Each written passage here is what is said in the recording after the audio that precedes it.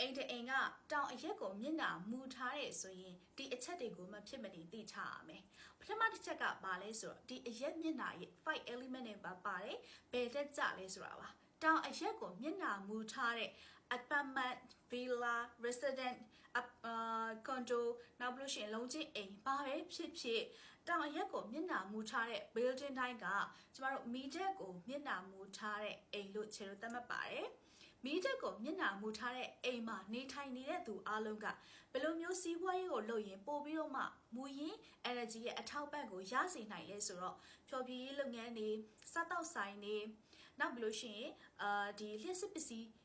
ရောင်းတဲ့ဆိုင်တွေနောက်တစ်ခုကကျတော့ဓာတ်ဆီလုပ်ငန်းတွေလုပ်တဲ့လောင်စာဆီလုပ်ငန်းရောင်းဝယ်တဲ့သူတွေအတွက်အဓိကဒီမူရင်း energy ကိုပံ့ပိုးမှုရရှိစေတဲ့အိမ်မျိုးဖြစ်ပါတယ်ဒီလိုအိမ်မျိုးကိုကျမတို့နေထိုင်မယ်ဆိုရင်အဓိကသတိထားမှာကဘာလဲဆိုတော့ဒီအိမ်ရဲ့အရှိမျက်နှာစာဟာရေတကိုနေရေကန်နေလုံးလို့မရပါဘူး။ဘာကြောင့်လဲဆိုတော့မီးတက်ကိုမျက်နှာမူထားတဲ့အရက်မျက်နှာဖြစ်တဲ့အတွက်ကြောင့်မလို့ဒီအိမ်ကအဓိကပင်မစွမ်းအင်ဖြစ်တဲ့မီးတက်ကိုရေနဲ့ပဏိပခဖြစ်အောင်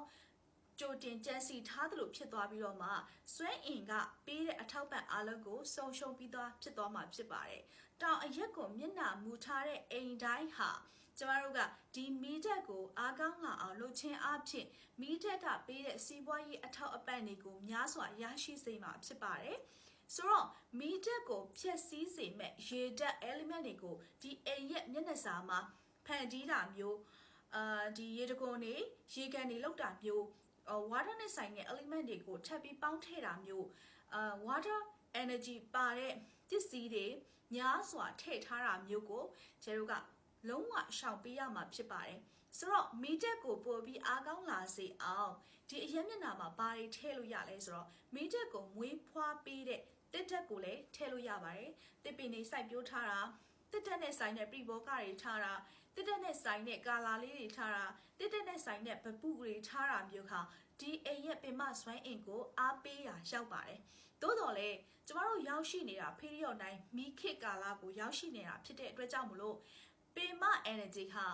ရှိပြီးသား energy ရဲ့ပို့ပြီးတော့မှအရှိန်အဟုန်ပြင်းနေတဲ့ကာလဖြစ်ပါတယ်ဒါကြောင့်မလို့ကျဲတို့ကဒီကာလမှာတော့တောင်ရက်ကိုမျက်နှာမူထားတဲ့အိမ်တိုင်းဟာတစ်တက်ကိုရှော့ထားပေးရမှာဖြစ်ပါတယ်ဒါမှသာမူရင်း energy ကရှိတဲ့နာတဲ့ပို့ပြီးအားကောင်းလာတဲ့အနေအထားမဖြစ်အောင်ကျဲတို့ကထိမ့်သိမ်းရရောက်မှာဖြစ်ပါတယ်ဆိုတော့နောက်ထပ်ဘယ်ရက်မျက်နှာကိုမူထားတဲ့အိမ်တွေကိုသိကျင်လဲဆိုတာကိုချက်ရဲ့ comment မှာမေးခဲ့နိုင်ပါတယ်ရှင်ကျေးဇူးတင်ပါတယ်ကျဲကတော့ဘုံရွှေပညာရှင်ချေမှုဖြစ်ပါတယ်ရှင်